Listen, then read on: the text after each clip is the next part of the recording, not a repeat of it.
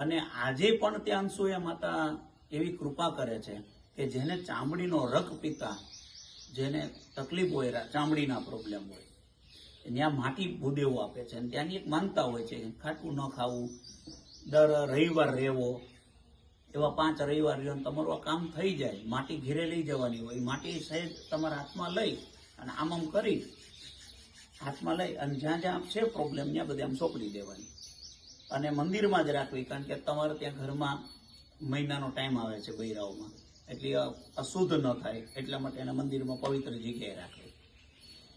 તો એવો અનસુયા માતાનો આજે પણ ત્યાં મહિમા છે. ત્યાંની માનતાઓ થાય છે, લોકો ખૂબ આવે છે. 200-300 જેટલા તો ભૂદેવો છે એ ગામમાં. આજે પણ સેવા પણ ભૂદેવો જ કરે છે. પછી ત્યાંથી ભગવાન ચાલતા થયા એટલે અહીંયા એવા સીધા એવી વાહિકા છે ડોંગરેજી મહારાજના ભાગવતમાં, મૂળ ભાગવતમાં નથી, કે અહીંયા વ્યાસજી બેઠા છે અંદર ટાપુ ઉપર. આજે પણ વ્યાસ મંદિર છે, બધું છે ત્યાં બેઠા છે. એમના દીકરા સુખદેવ સામે બેઠા છે, એટલે આ કિનારે બેઠા છે. ત્યાં પણ સુખદેવ વ્યાસ કહેવામાં આવે એ તળને. એટલે આવા પવિત્ર ત્યાંથી થતા પછી સીધા નીકળી ગયા બરોડા સાહેબ, ભગવાન આપણા નીલકંઠ વર્ણિ.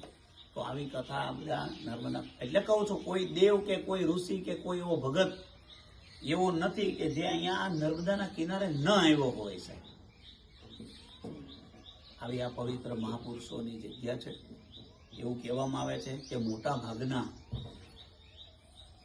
અસ્વસ્થામાં, બલિર વ્યાસો એવા 7 ચિરંજીવી છે અત્યારે હાલ. વિભીષણ છે, કૃપાચાર્ય છે, હનુમાનજી છે, અસ્વસ્થામાં છે, બરાબર, વ્યાસ છે.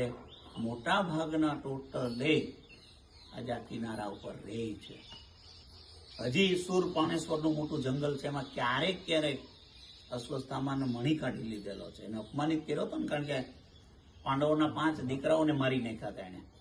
એટલે ભગવાને એનું અપમાન કરીને એને કાઢી મૂકેલો.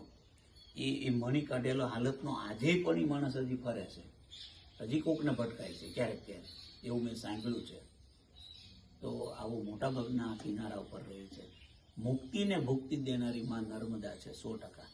આજે આખા ગુજરાત સૌરાષ્ટ્રને એ પાણી પાય છે, ઘરે ઘરે પાણી પહોંચાડ્યું છે. અહીંયા જીવિત નદી છે. તો ટેચ્યુ ગયા છો ક્યારે? ટેચ્યુ ઓફ યુનિટી ગયા છો? તો જો એનો નજારો ત્યાંથી. હવે આ જ વસ્તુનો અમરકંટક તમે જાઓ એકવાર, તમે ખુશ થઈ જાઓ. એવી સુપર છે બધી વસ્તુ. તો મારી વાણીનો હું હવે વિરામ આપીશ અને ફરી પાછો હું